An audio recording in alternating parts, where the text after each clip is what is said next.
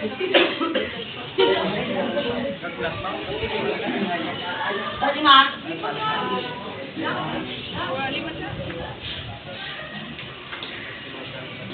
Ang istorya ni Romeo at Juliet ay nagsimula sa bayan ng Verona sa Italia, kung saan ang dalawang may influensya na pamilya ay nagtumpa na maging magkaaway. Ito ay ang mga Montagios at mga Capulet.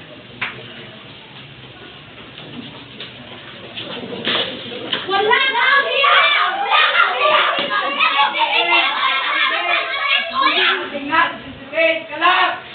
Tama na! Bansa kayo sa kapayapaan at nanggugulo kayo sa mga sibilyan! Kung may narinig pa kung away tungkol sa inyo, makukulong kayo ng panghabang buhay! Magsialat kayo! Alis!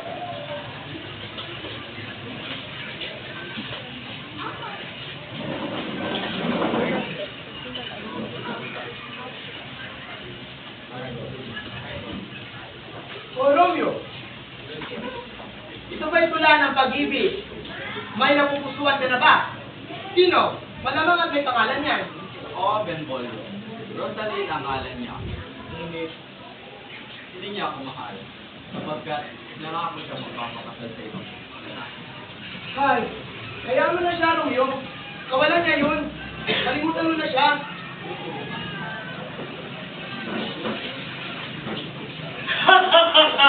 Kayamanan, reputasyon, estado ng buhay at katayuan. Kaming mga Capulet ay punong-puno niyan at hanggang ako'y nagbuhay. Kung protektahan ko ang aking yaman. Bingay! Magkagalapin tayo sa yaman at ito ang imbitasyon. Lahat ng taong bayan ay imbitado! Ibigay mo! Ang susunod ko, kamahalan. Malungkot sila naman, Romeo. Ang pupunta sa mga sayawan ng Capulet. Dito mo sila sabihin. Sige, sa inyo na pa siya. Hindi! Mga Capulet sila. At hindi kami tutungtong sa pugad ng mga Capulet. Wala naman ito kay Romeo. Tutungo tayo ng mga masarap. Wala mga kilala sa atin. O sige, basta mag-iingat tayo.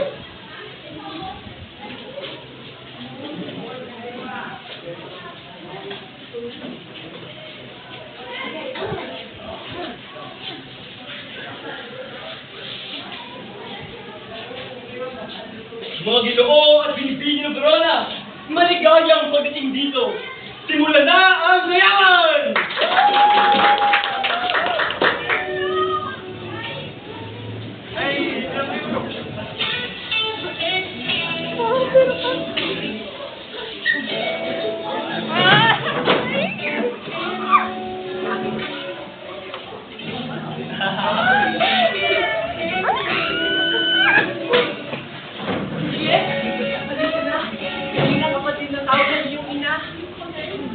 Romeo, paano nakatungtong ang isang Montagyong katulad mo dito sa lugar namin? Magsilayas kayo, mga patlupa! Romeo, ang masyara mo nalaglag dito tayo! Maaari mo bang alam na ngalan niya? Ano itong nararamdaman ko?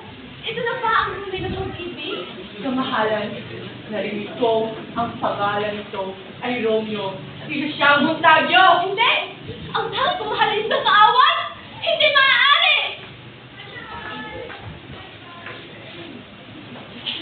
O Romeo, saan ka naman pupunta? Pupuntahan ko ang aking mahal. Julieta ang ngalan niya. Romeo! Ito na yung Romeo! Ang pangarap ko na dahilan kung bakit ako nabubuhay! Mahal na mahal kita, Julieta. Kung ang pag-ibig mo sa akin ay marangal, alamin mo ako ng kasal. Sabihin mo kung saan at idarating. Ikasyam ng umaga sa silid ni Padre Loren. Paalam ako.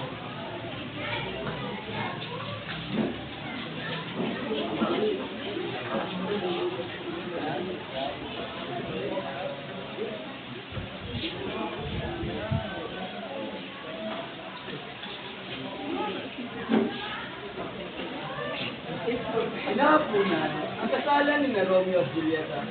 Sekreto ang pinagdiwa. Ngayon ay magkasawa na sila. Magkauwi ni Julieta sa bahay. Julieta! Luwag ka dito.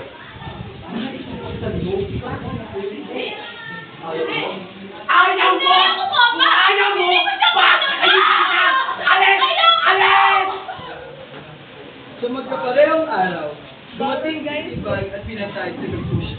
Ipinagiganti ni Romeo ang kanyang kaibigan at napatay si Tiba. Sa huli, ang inihatol kay Romeo ay ang palayasin siya sa Verona.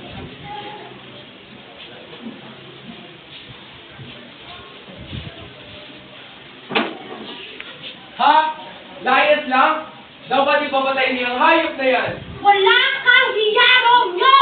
Bisit ka! Huwag ka nang magpapakita dito sa bayan! Basta talaga Montaño! Demonyo! Nalaman ni Julieta ang nangyari at agad siyang tumungo kay Padre Lord. Padre! Padre! Tulungan mo ako! Ang mahal ko ay wala na rito at nalalas na sa bayan! Gagawin ko ang lahat!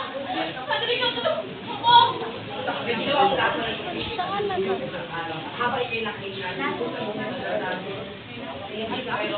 Sige ho! Sige ho, Padre! Inatatan na ni Padre sa batasan, ngunit hindi niya nasabi ang plano kay Romeo, sapagkat siya ay nagsasakit. Nang malaman ni Romeo ang nangyari sa kanyang asawa, agad siya itong tumungo. Aking mahal, saglit na tayo nagsasama, ngunit kinuha ka na sa akin ang tadhana. Paano na ako kung wala ka? Kung ganun, sasama na lang ako sa iyo.